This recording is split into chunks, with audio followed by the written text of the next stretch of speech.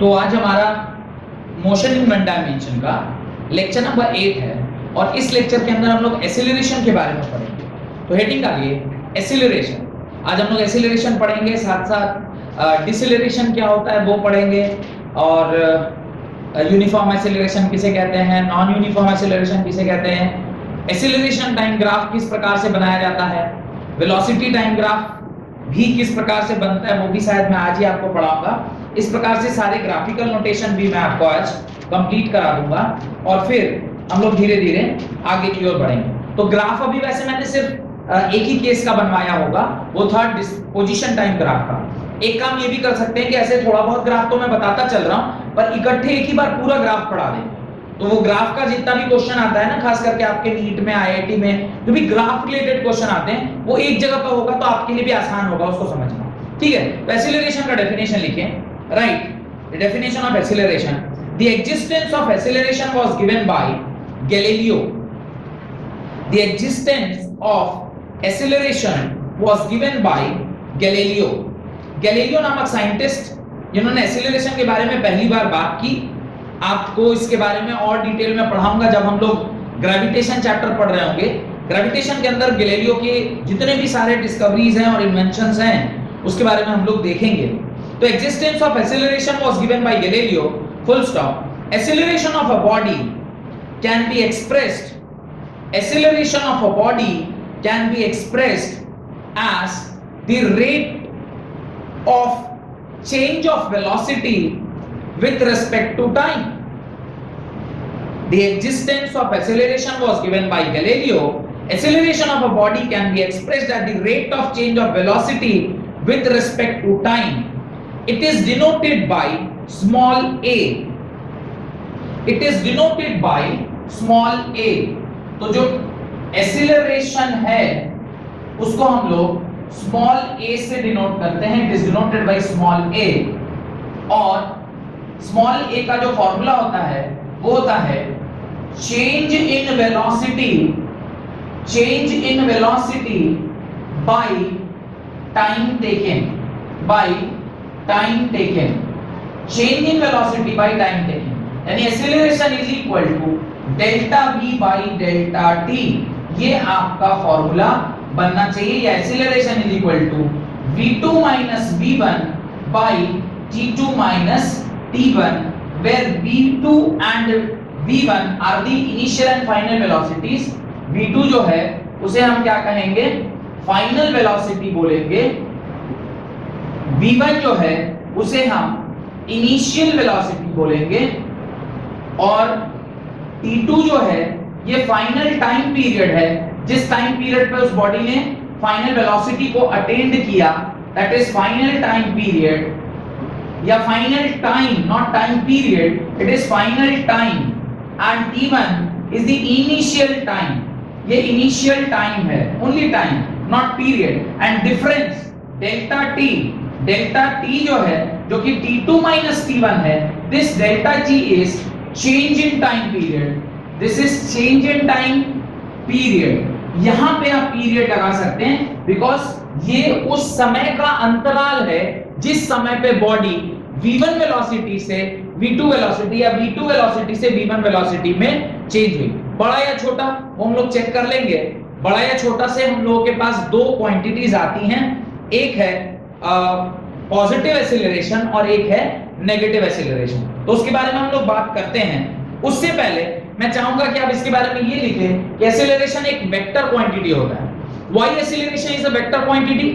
Acceleration को vector क्यों बोलते हैं? क्योंकि velocity vector, as it is dependent on velocity, it is a vector quantity. तो आप लिखेंगे acceleration is a vector quantity. ये एक वेक्टर क्वांटिटी होती है। Acceleration is a vector quantity. Acceleration एक वेक्टर क्वांटिटी है और इसका जो एसआई यूनिट होता है वो होता है मीटर पर सेकंड स्क्वायर। तो जो इसका एसआई यूनिट है, second point, SI unit of acceleration is metre per second square. तो मीटर पर सेकंड स्क्वायर का इसका यूनिट होता है। लिखिए, there are two types of acceleration. There are two types of acceleration. पहला पॉजिटिव एक्सेलरेशन, दूसरा negative acceleration. What do you mean by positive acceleration? What do you mean by negative acceleration? अभी हम लोग देखते हैं क्या है पॉजिटिव एक्सेलरेशन और क्या है नेगेटिव एक्सेलरेशन. सपोज करिए कोई बॉडी v1 स्पीड से चल रही है. सपोज करिए कोई बॉडी किसी पॉइंट A पर रखी हुई थी और वो यहां से चलकर B पॉइंट तक पहुंची. इस पॉइंट पे इसका स्पीड v1 है, वेलोसिटी v1 है और इस पॉइंट पे इसकी वेलोसिटी v2 है. इफ, मैं पहला केस बोल रहा हूं, इफ अगर v2 बड़ा है v1 से तो मैं ये बोलूंगा कि बॉडी जो है वो स्पीड गेन कर रहा है. The word what we use is body is gaining speed. आप इसको क्या लिखेंगे? Body is gaining speed. वो स्पीड गेन कर रहा है, गेनिंग स्पीड. और अगर कोई स्पीड गेन करता है तो एक्सेलरेशन के फॉर्मूले में मैं लिखूंगा v2 v1 by t2 t1.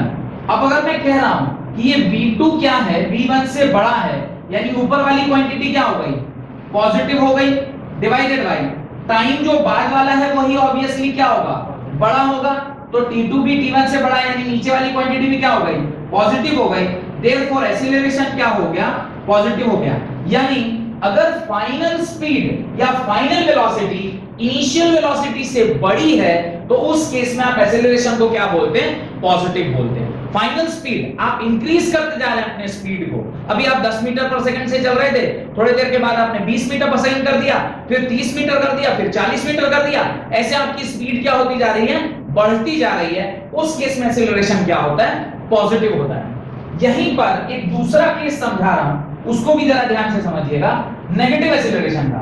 If जो आपका फाइनल स्पीड है वो इनिशियल स्पीड से क्या हो जाए? छोटा हो जाए, या फाइनल वेलोसिटी आपका इनिशियल वेलोसिटी से क्या हो जाए? छोटा हो जाए. अगर ऐसा होगा तो body will lose speed. Body की स्पीड डिक्रीज करती जाएगी, बॉडी की स्पीड डिक्रीज करेगी. और जब बॉडी की स्पीड डिक्रीज करेगी तो एक्सीलरेशन का टर्म हम लिखेंगे तो ये v2 v1 by t2 t1. जब लिखेंगे तो ये v2 चूंकि छोटा है तो ये ऊपर में क्या आ जाएगा? नेगेटिव आएगा और नीचे पॉजिटिव है. आप जानते हैं नेगेटिव और पॉजिटिव को जब डिवाइड करेंगे तो अल्टीमेटली विल गेट नेगेटिव और एक्सीलरेशन क्या हो जाएगा? नेगेटिव हो जाएगा. यानी final speed if is smaller than the initial speed then the acceleration is negative. ये बात समझ में आ गई? तो पॉजिटिव और नेगेटिव एक्सीलरेशन ऐसा है. और एक वर्ड आता है डिसेलरेशन, एक वर्ड है डिसेलरेशन. नेगेटिव एक्सीलरेशन को कई बार हम डिसेलरेशन या रिटार्डेशन का वर्ड यूज करते हैं. रिटार्डेशन, डिसेलरेशन और retardation is a word used for negative acceleration. Negative acceleration के लिए कई बार ये दोनों वर्ड हम लोग यूज करते हैं, जिसको हम लोग डिसेलरेशन और रिटार्डेशन कहते हैं. डन? यहां तक कोई डाउट? अब एक आर्गुमेंट मैं आपके सामने पुट करूंगा. मैं चाहता हूं कि आप उसके बारे में मुझे अपना वक्तव्य दें, यानी अपना एक आइडिया मेरे साथ शेयर करें कि क्या किसी बॉडी का सिर्फ स्पीड चेंज करने से बॉडी एक्सीलरेटिंग या नॉन एक्सीलरेटिंग हो सकती है, या इसके अलावा भी कोई तरीका है जिससे आप किसी बॉडी को एक्सीलरेटिंग या नॉन एक्सीलरेटिंग बोल सकते हैं. अगर किसी बॉडी का डायरेक्शन चेंज हो जाए तो भी उस बॉडी को हम एक्सीलरेटिंग या नॉन एक्सीलरेटिंग बोलते हैं. जैसे एक एग्जांपल दे रहा हूं. सपोज करिए ये एक सर्कुलर मोशन है. ये क्या है? सर्कुलर मोशन है. अब यहां पे कोई ऑब्जेक्ट है, ये एक ऑब्जेक्ट है जो इस सेंटर पॉइंट से एक पर्टिकुलर फिक्स इस पाथ पर इस प्रकार से घूम रहा है. अभी यहां पर इसकी speed v metre per second है. ये यहां पहुंचा तो भी इसकी स्पीड कितनी है? v metre per second. ये बॉडी यहां पहुंचा तो भी इसकी स्पीड कितनी है? v metre per second. यहां पर ये बॉडी पहुंचा तो भी इसकी स्पीड कितनी है? v metre per second. ये बॉडी सर्कुलर पाथ पर कहीं भी चल रहा है तो उसकी speed v metre per second के बराबर है। अगर यहां पर भी चल रहा है तो उसकी speed v metre per second है। क्या इस केस में इस बॉडी का स्पीड चेंज कर रहा? I am asking whether in this case the speed of the object is changing. What is the definition of speed? Change in position with respect to time. पर यहां पर equal distance travelled in equal interval of time अगर होगा तो ये क्या speed change नहीं हो रहा है। और मैं क्लियरली मेंशन कर रहा हूं कि सारा क्या है v मीटर पर सेकंड है, तो इसका स्पीड चेंज नहीं कर रहा है। अगर इसका स्पीड चेंज नहीं कर रहा है तो मैं ये बोल सकता हूं क्या कि ये बॉडी एक्सीलरेटिंग है? इसके पास एक्सीलरेशन होगा क्या? आप एक्सीलरेशन का फॉर्मूला क्या लिखते हैं? आप एक्सीलरेशन का फॉर्मूला लिखते हैं a = v final - v initial by t2 - t1। अब यहां पर आप v final v लिखेंगे और वापस से v initial भी कितना है? v है। नीचे आपने t2 - t1 लिखा, ऊपर आ गया 0 और नीचे तो जो भी xyz आया होगा, अल्टीमेटली आपको क्या मिल गया? एक्सीलरेशन 0 मीटर पर एक्सीलरेशन आपका आ गया 0 मीटर पर सेकंड स्क्वायर। तो ये बॉडी एक्सीलरेटिंग नहीं दिख रही है। ये बॉडी मुझे with the help of formula ये बॉडी मुझे एक्सीलरेटिंग नहीं दिखाई दे रही है, लेकिन ये बॉडी एक्सीलरेटिंग है। कैसे? Due to change in direction. अब ये आर्गुमेंट थोड़ा सा समझना हमको पड़ेगा कि भाई आप खुद ही सर डेफिनेशन में लिखवाए हैं acceleration is equal to change in velocity by time taken. Velocity में से डायरेक्शन हटा दिया जाए तो सिर्फ स्पीड बच जाता है। Speed means magnitude. इस सर्कुलर पाथ में बॉडी का स्पीड कांस्टेंट है, it is not changing. Even if the speed is not changing, the velocity is changing. Why velocity is changing? Velocity का डेफिनेशन क्या होता है? Velocity means both magnitude as well as direction. Direction है, हर क्षण इसका direction देखिए आप क्या होता जा रहा है, चेंज करता जा रहा है। दिखाई दे रहा है? यहां पे कहां है? डायरेक्शन इस तरफ है, इधर पहुंचा तो डायरेक्शन इधर, इधर पहुंची तो फिर यहां पहुंचा, फिर इस तरफ, फिर इस तरफ, जहां कहीं भी जा रहा है इसका डायरेक्शन क्या होता जा रहा है? चेंज कर रहा है। Even if the magnitude is not changing, the direction of the object is changing. और अगर डायरेक्शन किसी ऑब्जेक्ट का चेंज करता है तो वेलोसिटी चेंज कर गई। वेलोसिटी चेंज किया तो एक्सीलरेशन तो आया ना। एक्सीलरेशन का डेफिनेशन क्या है? Change in velocity. वेलोसिटी का मैग्नीट्यूड नहीं चेंज कर रहा, पर वेलोसिटी का डायरेक्शन तो चेंज कर रहा है। और वेलोसिटी अगर चेंज कर गई तो वो तो एक्सीलरेशन प्रोड्यूस करेगा। इसके बारे में और डिटेल में पढ़ेंगे जब हम लोग सर्कुलर मोशन पढ़ रहे होंगे, वहां पे फिर बताऊंगा there are two types of acceleration, one is tangential acceleration and one is centripetal acceleration. तो दो प्रकार के एक्सीलरेशन होते हैं, तो उसके बारे में फिर वहां पे डिस्कस करेंगे कि किस प्रकार से सर्कुलर मोशन में एक्सीलरेशन होता है। तो नोट डाल के इसके नीचे ये सारा आर्गुमेंट लिख लीजिएगा, ये बहुत जरूरी है कि एक्सीलरेशन की वैल्यू 0 आ रही है, पर ये गलत है। Why? Because even if this ये आपने सिर्फ मैग्नीट्यूड के टर्म्स में निकाला, this is simply you have calculated in terms of magnitude. ये मैग्नीट्यूड के टर्म्स में निकाला गया है। मैग्नीट्यूड के टर्म्स में अगर देखेंगे तो ये बॉडी एक्सीलरेटेड नहीं है, लेकिन जब आप डायरेक्शन भी कंसीडर करेंगे तो आपको पता चलेगा कि ये बॉडी एक्सीलरेटेड है। This body is accelerated. ये बॉडी एक्सीलरेशन शो करेगी। लिखिए उसके बारे में पॉइंट नंबर 1, नोट का पॉइंट नंबर 1 डाल के, acceleration is change in speed और चेंज इन डायरेक्शन और change in both. Acceleration is change in speed और चेंज इन डायरेक्शन और change in both per unit time. Acceleration is change in speed और change in direction और change in both per unit time. ध्यान दीजिएगा definition को। अब जो लिखवाया है ये पक्का डेफिनेशन एक्सीलरेशन का। Acceleration is not only change in velocity, it is change in speed, it is change in direction, because velocity बोला तो स्पीड और डायरेक्शन दोनों आएगा, या दोनों बदल जाए, दोनों बदलेगा तो भी, सिर्फ स्पीड बदलेगा तो भी, सिर्फ डायरेक्शन बदलेगी तो भी। यहां जो केस बताया ये कौन सा केस है? Even if the magnitude is 0 but as the body is changing its direction every क्षण, हर सेकंड में इसका डायरेक्शन चेंज हो रहा है, body is in accelerated motion. अब वो क्या एक्सीलरेशन है उसके बारे में डिस्कस नहीं कर रहे हैं, बट मेरा आर्गुमेंट है कि एक्सीलरेटेड है कि नहीं है।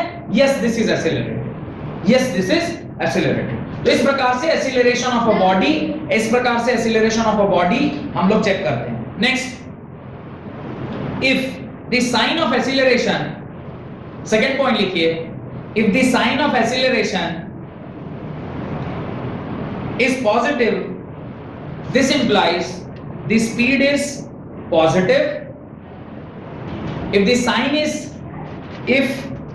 the sign of acceleration is positive, this implies the speed is increasing.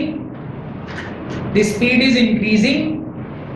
Whereas if the acceleration is negative, the speed is decreasing. Point ध्यान से लिखिएगा। If the sign of acceleration is positive, this implies the speed is increasing. Whereas if the acceleration is negative, the speed is decreasing. The speed is decreasing. ये आपने second point complete कर लिया। Write the third point.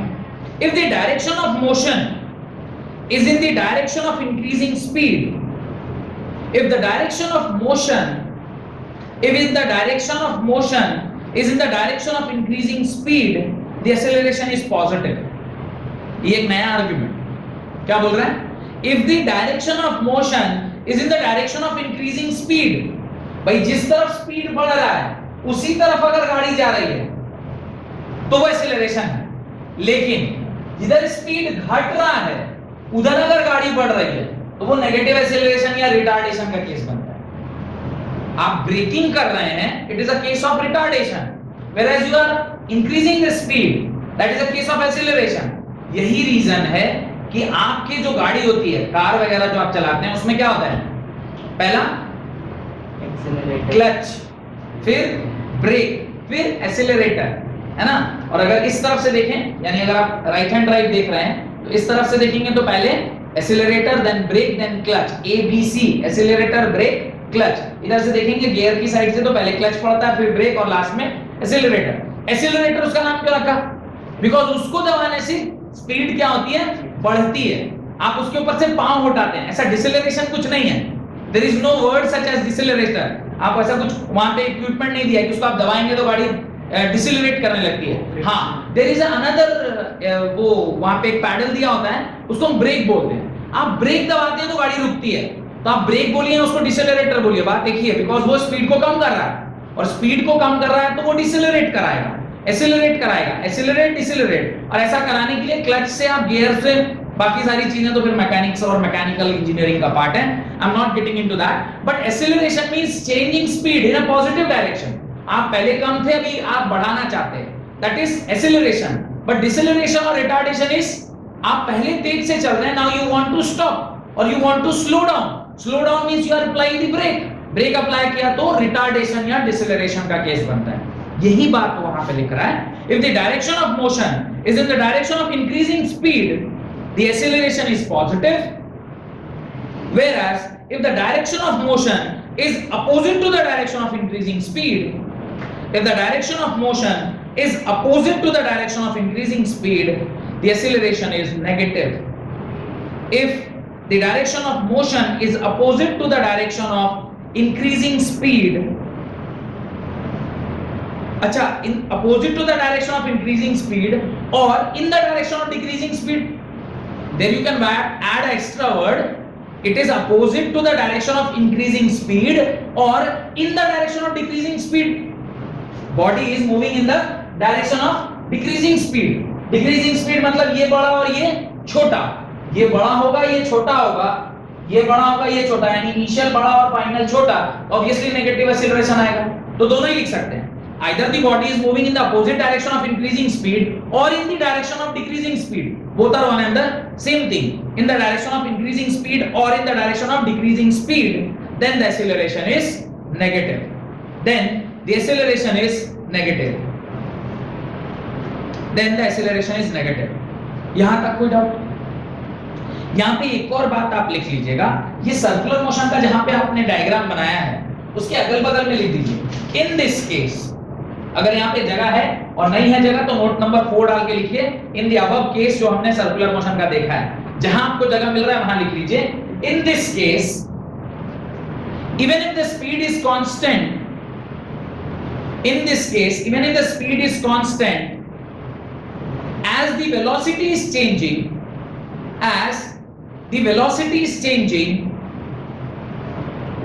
the body is in acceleration,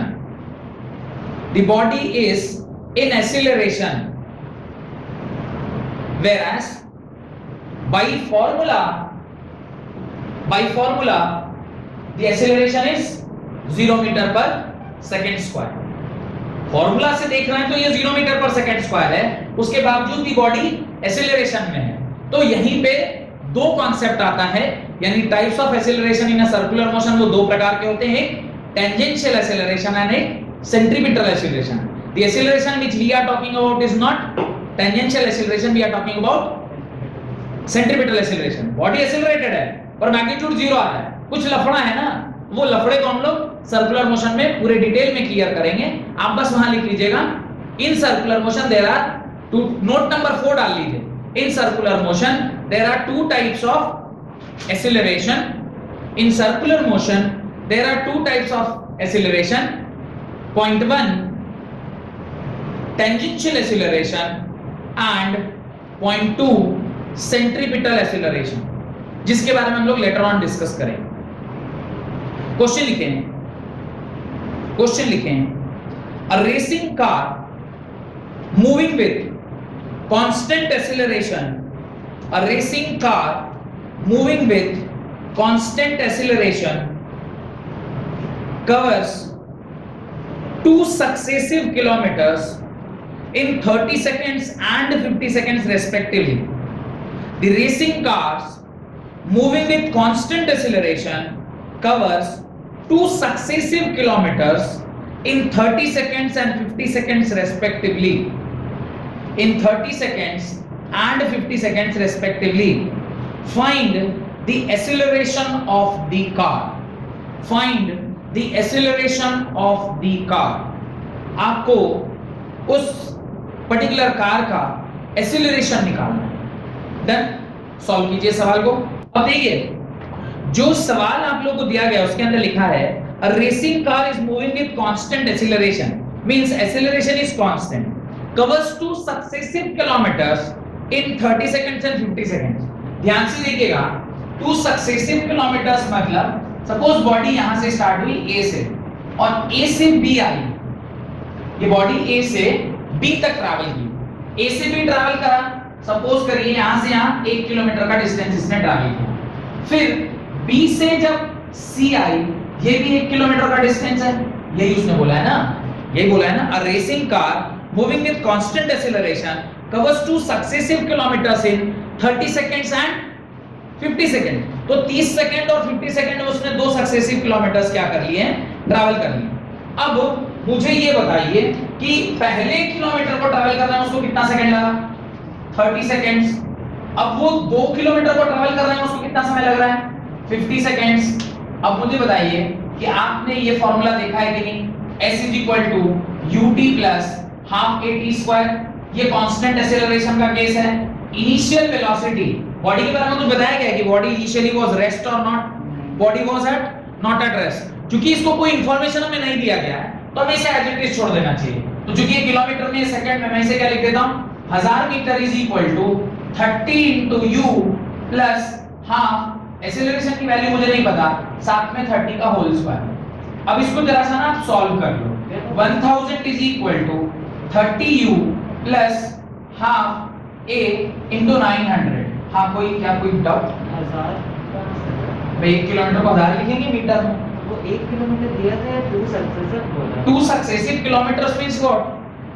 तो वो तो 2 भी हो सकता है ना, 2 सक्सेसिव किलोमीटर, 2 सक्सेसिव किलोमीटर होने 1 किलोमीटर उसके बाद 1 किलोमीटर, 2 सक्सेसिव किलोमीटर, 1 किलोमीटर फिर 1 किलोमीटर।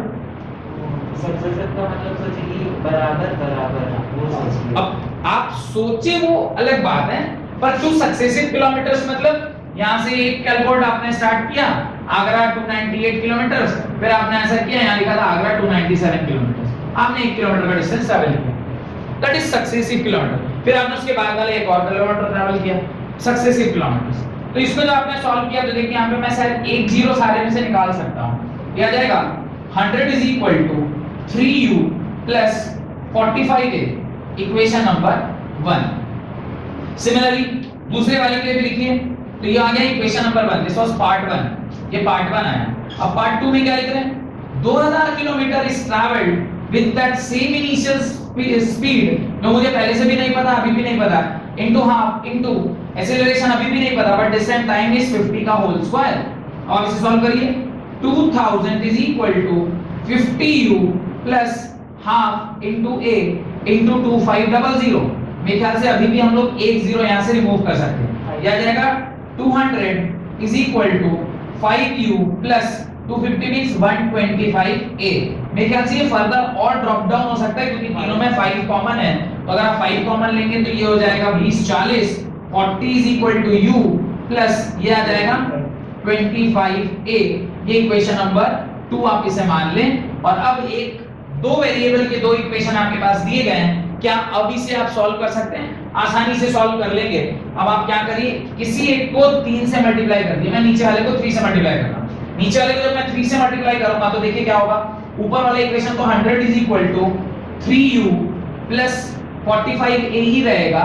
नीचे वाले को मैं जब 3 से मल्टीप्लाई करूंगा ये हो जाएगा 120 is equal to 3u plus ये हो जाएगा 75a के बराबर।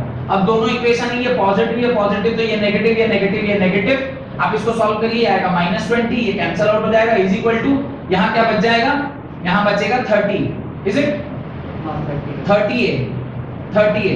एक्सीलरेशन आपका क्या आ जाएगा, acceleration is equal to 2/3 metre per second square. आपसे सवाल में उसने डायरेक्टली क्या पूछा था, आपसे सवाल में उसने एक्सीलरेशन ही पूछा था, तो भी वेलोसिटी निकालने की कोई आवश्यकता नहीं है, डायरेक्टली आपका आंसर आ गया, acceleration is equal to 2/3 metre per second square.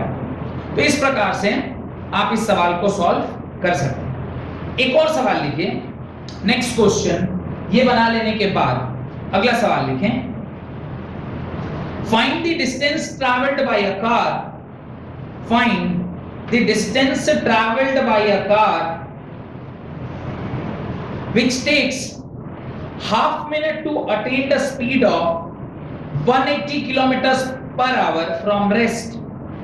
Find the distance traveled by a car which takes half minute to attain the speed of 180 kilometer per hour from rest. आपको distance निकालना है और time दिया गया है और speed दिया गया है, तो आप बड़ी आसानी से डिस्टेंस को निकाल सकते हैं। इसका फॉर्मूला मुझे बताने की आवश्यकता नहीं होनी चाहिए, आप जानते हैं कौन सा फॉर्मूला लगा के आप इसे निकाल लेंगे। You need to calculate the distance, आपको स्पीड दिया गया है और साथ साथ में आपको टाइम दिया गया है, बस टाइम और स्पीड को सही यूनिट में रख दीजिएगा तो बड़ी आसानी से आपका डिस्टेंस कैलकुलेट होके आ जाएगा। तो कौन बता रहा है, what is the correct answer to this particular question? Formula लगाएंगे s is equal to ut plus half at square या s is equal to vt, कौन सा फॉर्मूला लगाएंगे? v square minus u square 2a। s is equal to, देखिए दो formula में पता है, एक है distance is equal to speed into time, एक तो ये फॉर्मूला हमें पता होता है, और एक फॉर्मूला ये भी पता है कि distance is equal to initial velocity, जो कि u के फॉर्म में होता है, initial velocity into time plus half into acceleration into time का स्क्वायर। अब आपके पास दो फॉर्मूला है डिस्टेंस निकालने का, this is the first formula, this is the second formula. मुझे ये जानना है कि किस फॉर्मूले से इस पर्टिकुलर क्वेश्चन का आंसर आएगा। ऊपर वाले अगर फॉर्मूले को मैं देखूं तो आपको देखिए डायरेक्टली दिया हुआ है, टाइम कितना लग रहा है, time is given as half minute, अगर मैं इसे किस में कन्वर्ट करूं सेकंड्स में, that is equal to 30 second, और साथ साथ उसने स्पीड का चेंज भी दिया हुआ है, यानी u भी दिया है, 0 मीटर पर सेकंड में थी स्पीड, फाइनली जो v आया है दैट इज कितना है 180 किलोमीटर पर आवर, तो 180 किलोमीटर पर आवर है, आप इसको किस में कन्वर्ट कर लीजिए, मीटर पर सेकंड में, 180 को जब आप मीटर पर सेकंड में चेंज करेंगे तो ये 180 किलोमीटर पर आवर को जब आप मीटर पर सेकंड में करेंगे तो ये क्या होता है 5/18 से आप मल्टीप्लाई करते हो, ये 10 टाइम्स हो जाएगा और ये कितना आ जाएगा 50 मीटर पर सेकंड। अब आप ध्यान से देखिए, आपको टाइम पता है, आपको स्पीड पता है, ये वाला फॉर्मूला लगा के मैं डायरेक्टली निकाल सकता था। s is equal to speed कितना है 50 इनटू टाइम कितना है 30, इसको सॉल्व करेंगे कितना आएगा 1500 metre will be your answer. कोई दिक्कत? डायरेक्टली आपका आंसर आ गया, बहुत ज्यादा मेहनत करने की जरूरत नहीं है। लेकिन ये जो तरीका आपने अपनाया है ये 100% क्या है, गलत है। बड़े अक्षरों में इसको बना के उसके बगल में रॉन्ग लिखिए, this is the wrong way of calculating distance. जब इस तरह का इंफॉर्मेशन आपको दिया गया, आपको बाकायदा सॉल्व कीजिए और सॉल्व करके उसके बगल में काट के रॉन्ग लिखिए। क्यों, अभी बताऊंगा कि क्यों आपने गलती किया। वो ब्लंडर जिसके बारे में लास्ट क्लास में डिस्कस कर रहा था कि आप ब्लंडर करते हैं if you are using distance is equal to speed into time in case of accelerated motion. बताया था अगर बॉडी एक्सीलरेटेड है तो क्या आप distance is equal to velocity into time use कर सकते हैं, स्पीड इनटू टाइम वाला formula? No you can not, because accelerated motion में ये वाला फॉर्मूला काम नहीं आता है। ये फॉर्मूला तभी यूज होगा when the body is moving with constant velocity. ये वाला फॉर्मूला कब यूज करते हैं? ये फॉर्मूला तब यूज करते हैं when the body is moving with constant velocity. Body is moving with constant velocity, constant speed या कांस्टेंट वेलोसिटी से। वेलोसिटी का मतलब मैं यहां पर उसके मैग्नीट्यूड यानी स्पीड के बारे में बात कर रहा हूं। स्पीड से जब बॉडी मूव कर रही होती है तब हम डिस्टेंस का क्या फॉर्मूला लगाते हैं, distance is equal to speed into time. लेकिन ये जो पर्टिकुलर क्वेश्चन था इसमें उसने क्या बोला, initially the speed was different and finally the speed was different. क्योंकि स्पीड में देयर इज अ डिफरेंस, इसका मतलब है बॉडी इज एक्सीलरेटेड। क्यों? आज के नोट नंबर 1 में मैंने आपको क्या लिखवाया है, acceleration is change in speed, comma change in direction, comma और चेंज इन बोथ। यहां पे क्लियरली दिखाई दे रहा है कि आधे मिनट के अंतराल में बॉडी 0 मीटर पर सेकंड से कितने स्पीड पर चला गया, 50 मीटर पर सेकंड में। अगर उसकी स्पीड बढ़ या घट रही है तो बॉडी एक्सीलरेटेड है, और if the body is accelerated we can not use this formula, you have to use all the formula which is motion, equation of motion. 3 equation of motion आपने पढ़ा होगा, s is equal to ut plus half at square. Class 9th में इसके ऊपर आपने सवाल किया होगा, v square minus u square is equal to 2as and v is equal to u plus at। ये तीनों फॉर्मूला एक्सीलरेशन एक्सीलरेशन एक्सीलरेशन ये तब यूज किया जाता है जब बॉडी क्या है, एक्सीलरेटेड मोशन में है।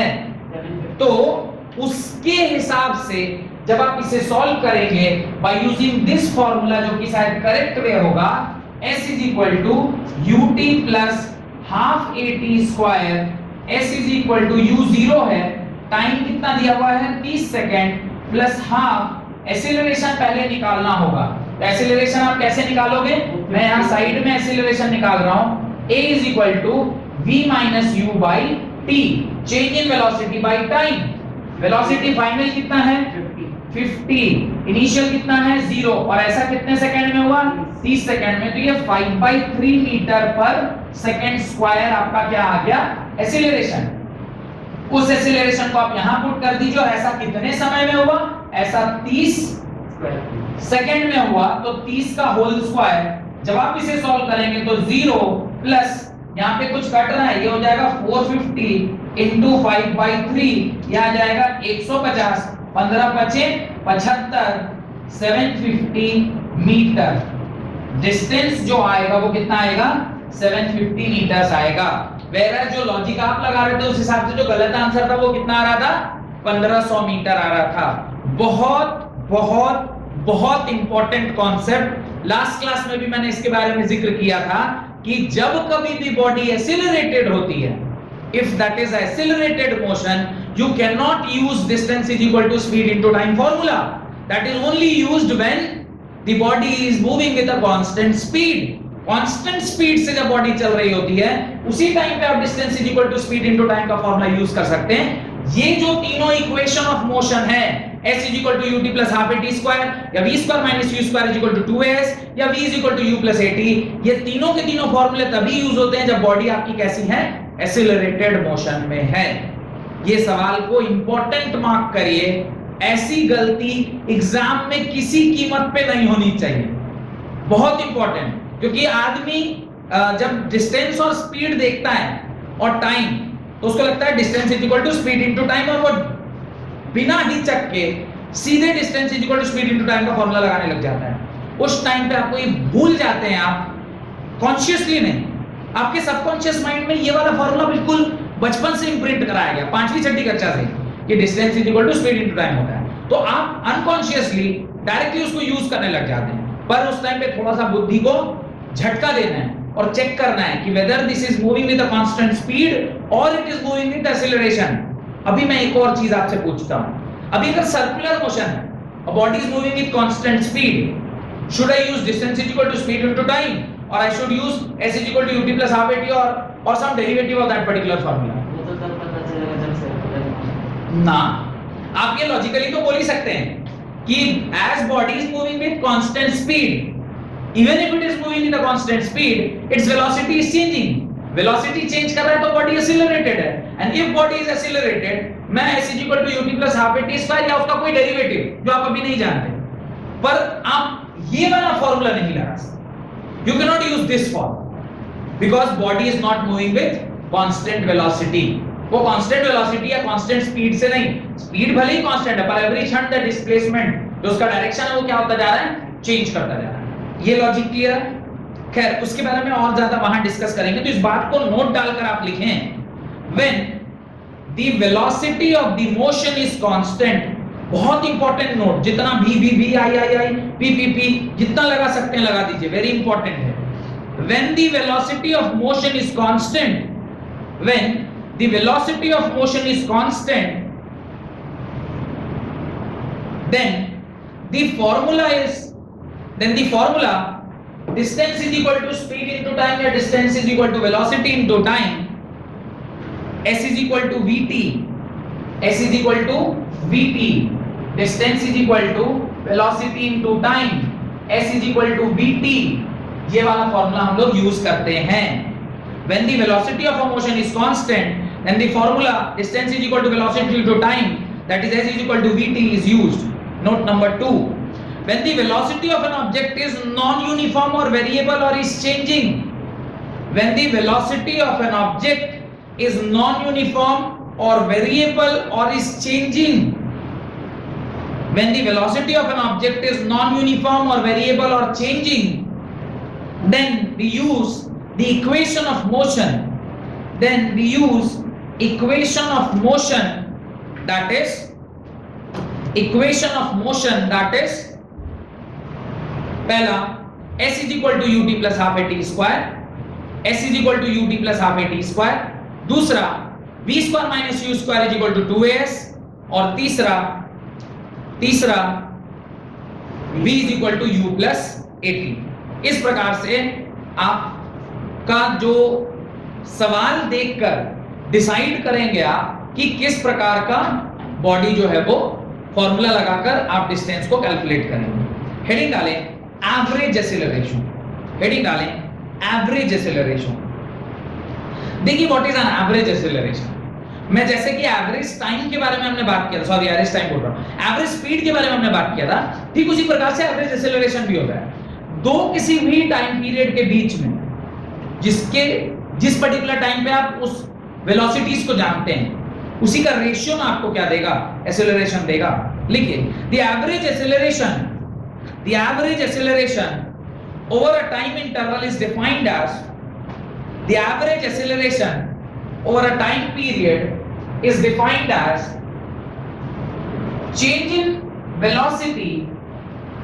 change in velocity per unit time, change in velocity per unit time interval, per unit time interval।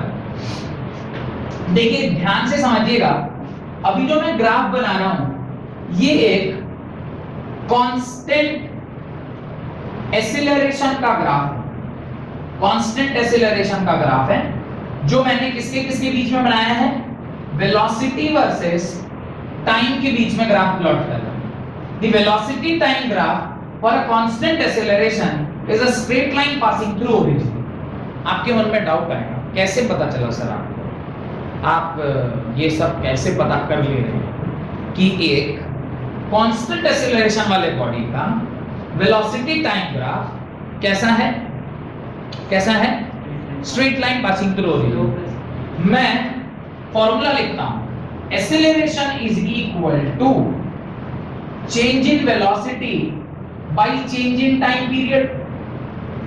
Next line can I write, in next line can I write delta v is equal to acceleration into delta t। अभी मैं इसको compare करता हूं y is equal to mx plus c के साथ। अभी जब compare करूंगा, आपने y एक्सिस पर क्या रखा है, वेलोसिटी रखा है, x एक्सिस पर क्या रखा है, टाइम रखा है, और इंटरसेप्ट यहां पे 0 है। इंटरसेप्ट जिस भी इक्वेशन का 0 होता है वो ग्राफ हमेशा कहां से स्टार्ट होती है, it is a straight line passing through origin. ये याद अभी याद हो गया है या अभी तक भी सोच ही रहे हैं, ये याद रखिएगा। Whenever the intercept is 0, whenever intercept of a straight line, पढ़े होंगे ना क्लास 10th में कोऑर्डिनेट, 9th में नहीं 10th में, वैसे 9th में तो मैंने ही पढ़ाया होगा, क्लास 10th में आपने कोऑर्डिनेट ज्योमेट्री पढ़ा था, उसके अंदर आपने इक्वेशन ऑफ स्ट्रेट लाइन पढ़ा होगा। और अगर नहीं पढ़े हैं तो इस साल क्लास 11th में वो पढ़ाया जाएगा आपको कोऑर्डिनेट ज्योमेट्री के अंदर इक्वेशन ऑफ स्ट्रेट लाइन, जहां पे आप वेरियस फॉर्म्स, वैसे आईसीएससी को तो 10th में पढ़ाया जाता है, आप लोगों को इस साल पढ़ाएंगे सर। तो वहां पे आप देखेंगे whenever the intercept is 0, whenever the intercept is 0, the straight line passes through origin, straight line originates from origin या passes through origin, originate नहीं, passes through origin, originate का मतलब कुछ और होता है, passes from origin, वो origin से क्या करता है, पास करता है। अगर वो origin से पास करेगा तो velocity versus time, तो अब इसका स्लोप मुझे क्या देगा, इसका स्लोप मुझे क्या देगा, slope is equal to acceleration. Slope किसके बराबर होता है, tan थीटा, और tan थीटा किसके बराबर, m के बराबर। जरा यहां देखना, किसी भी दो पॉइंट के बीच में जरा चेक करना, ये देख लो, ये फाइनल वेलोसिटी है, इसे मैं v2 बोल रहा हूं, ये इनिशियल वेलोसिटी है, इसे मैं v1 बोल रहा हूं। जिस टाइम पे v1 वेलोसिटी आई उस टाइम पे जो समय था उसे मैं t1, जिस टाइम पे v2 वेलोसिटी आई उस टाइम जो समय था उसे v2। अब देखो जरा, यहां पर मैं इस प्रकार का एक ट्रायंगल बना रहा हूं, ये ट्रायंगल जो मैंने अभी सॉलिड लाइन से बनाया है, दिखाई दे रहा है, यहां पे एंगल थीटा है। इस एंगल थीटा को जब हम लोग ऐसे tan थीटा लिखेंगे तो tan थीटा क्या होता है, परपेंडिकुलर बाय बेस। अब देखो tan theta which is equal to m which is equal to slope which is equal to, अब क्या होगा, ये delta v by delta t होगा, नहीं होगा, कैसे, ये क्या है, this is v2 minus v1, v2 minus v1 is what, delta v, this is t2 minus t1, और t2 minus t1 is what, delta t, perpendicular by base, perpendicular by base। तो slope acceleration के बराबर हुआ या नहीं हुआ, acceleration किसके बराबर हो गया, v2 minus v1 by t2 minus t1।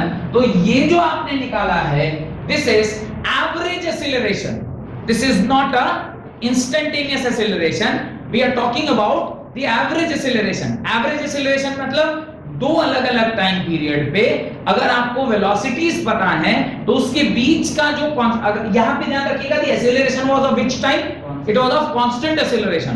Constant acceleration का मतलब होता है uniform acceleration, equal change in velocity, equal interval of time. खैर आगे लिखवाऊंगा यूनिफॉर्म एक्सीलरेशन और नॉन यूनिफॉर्म एक्सीलरेशन क्या होता है, मैं लिखवाऊंगा, पर अभी फिलहाल जो हमने ग्राफ बनाया उसका मतलब आपको समझ में आ गया होगा। देन सेकंड उसके नीचे लिखें, अगर यहां तक आपने लिख लिया है, जल्दी जल्दी लिखिए, ध्यान रखिएगा, there are two basic difference between average acceleration and an instantaneous acceleration. Instantaneous word का मतलब आपको मैंने स्पीड के टर्म्स में बताया था, क्या बताया था, स्पीड के टर्म्स में, उस हर एक क्षण पर जो उस बॉडी की स्पीड होती है, that is gives instantaneous speed. याद आ रहा है? मैंने कहा था ना कि मान लीजिए आप अपने घर से यहां तक आ रहे हैं और आने में आपने कभी तेज चला होगा, कभी धीरे चले होंगे, तो ऑन एन एवरेज हम लोग कहते हैं कि चलो यार तुम्हारे घर से यहाँ की दूरी सपोज 1 किलोमीटर है और ऐसा ट्रेवल करने में आपको आधा घंटा लग गया, तो आप क्या बोलेंगे? The average speed was 1 kilometre for half an hour. आधे घंटे में यानी 2 किलोमीटर पर आवर, या इसको 2 किलोमीटर पर आवर के स्पीड में आप चल रहे हैं, 2 घंटा आप ट्रैवल करेंगे 1 घंटे के अंदर, 2 kilometre you will travel in 1 hour, तो आपका स्पीड 2 किलोमीटर पर आवर हो गया। ये बात समझ में आ गई? पर क्या ऑलवेज ट्रू है कि आप घर से निकले और जब यहां तक पहुंचे आधे घंटे में आप लगातार एक ही स्पीड से चल रहे थे? नहीं, कभी आप ज्यादा तेज चले होंगे, कभी आप थोड़ी देर आपका दोस्त मिल गया होगा तो आप उससे बतियाने भी लगे होंगे, फिर आप थोड़ा और तेज चल गए होंगे, ऐसे आप रास्ते में, फिर आपको ध्यान हुआ अगर दुकान खुला हुआ है थोड़ा चाय पी लेते हैं और वह चिप्स वगैरह खा लेते हैं क्योंकि अभी लंबा चलने वाला है, 1.5 घंटे की क्लास है। तो इस प्रकार से आप अब टाइम तो आपने चला नहीं, वेस्ट भी किया, लेकिन जब हम लोग टोटल ओवरऑल देखते हैं कि आप घर से कब चले और यहां पहुंचे, उसके बीच का टाइम पीरियड, और जब आप उसको डिस्टेंस के साथ डिवाइड करते हैं तो आपको क्या निकल के आता है? स्पीड निकल के आता है। तो वो स्पीड क्या कहलाता है? Average speed. पर इंस्टेंटेनियस स्पीड मतलब हर क्षण पर जो आपका स्पीड था। अभी आप गाड़ी अगर रुकी हुई है तो उस time speed 0 metre per second है, अगर गाड़ी अभी बहुत तेज चल रही है तो 10 मीटर पर सेकंड है, अभी धीरे चल रही है तो 1 मीटर पर सेकंड है। इन सारे को जब हम जोड़ते हैं तब जो निकलता है वो क्या निकलता है? एवरेज स्पीड निकल के आता है। तो यहां पर एक और हेडिंग डालिए, instantaneous acceleration, right? Instantaneous acceleration, it is defined as the acceleration of a body at a particular instant. It is defined as the acceleration of a body at a particular instant या at a certain instant। और इसको कैसे define करते हैं? A instantaneous is equal to limit delta t tends to 0 delta v by delta t। ये delta T जो है वो इतना छोटा हो जाए, इतना छोटा हो जाए, इतना छोटा हो जाए कि वो 10 to 0 कर जाए। उसी क्षण पर आप एक्सीलरेशन को क्या लिखते हैं? dv by dt। और याद करिएगा ये फॉर्मूला मैंने आपको लास्ट क्लास में जब डिफरेंशिएशन और इंटीग्रेशन सिखा रहा था तो वहां पे मैंने आपको बताया होगा कि इस फॉर्मूले की मदद से आप क्या कर सकते हैं? आप फिजिक्स में डिफरेंशिएशन और इंटीग्रेशन को यूज कर सकते हैं। तो ये आप फॉर्मूला वहां पर लिख लें और इससे रिलेटेड एक ग्राफ भी आपको बनाना है, उस ग्राफ को भी आप वहां पर बनाइए जहां पर आप वेलोसिटी वर्सेस, अगेन आप किसके बीच में ग्राफ बना रहे हैं? टाइम के बीच में ग्राफ बना रहे हैं। And this is for non uniform motion या नॉन यूनिफॉर्म एक्सीलरेशन। ये जो ग्राफ बना वो किसके लिए? नॉन यूनिफॉर्म एक्सीलरेशन के लिए। इसमें जो ग्राफ बन रहा है वो कुछ इस प्रकार का है। अभी इस प्रकार में सपोज करिए इस पर्टिकुलर क्षण पर आप पता करना चाहते हैं कि बॉडी किस प्रकार से मूव कर रही है, तो वहां पे हम लोग को क्या बनाना पड़ता है? स्लोप डिफाइन करना पड़ता है। और वो स्लोप को मैं मैग्नीफाई करके जब आपको दिखाऊंगा तो आपको इस प्रकार से दिखेगा, जहां पर ये जो आपका डॉट है, जो यहाँ का जो ये डॉट है वो आपको यहाँ पे एक छोटा सा ट्रायंगल बनता हुआ दिखाई देगा, जो ये थीटा होगा। This is change in velocity by change in time. और ये instantaneous acceleration I instantaneous is equal to dv by dt के बराबर होता है। ये आपका फॉर्मूला होगा। डन? तो इस प्रकार से इंस्टेंटेनियस एक्सीलरेशन मतलब किसी भी पर्टिकुलर क्षण पर जो उस पर्टिकुलर बॉडी की एक्सीलरेशन है उसे हम क्या बोलते हैं? इंस्टेंटेनियस एक्सीलरेशन बोलते हैं। डन? अगली क्लास में uniform acceleration and non uniform acceleration के बारे में पढ़ते हुए फिर इकट्ठे एक ही बार graph related to all those cases जो आज तक आप पढ़े हैं उसका ग्राफ हम लोग स्टार्टिंग से लेकर लास्ट तक पढ़ेंगे। बहुत बहुत धन्यवाद आज की क्लास को अटेंड करने के लिए।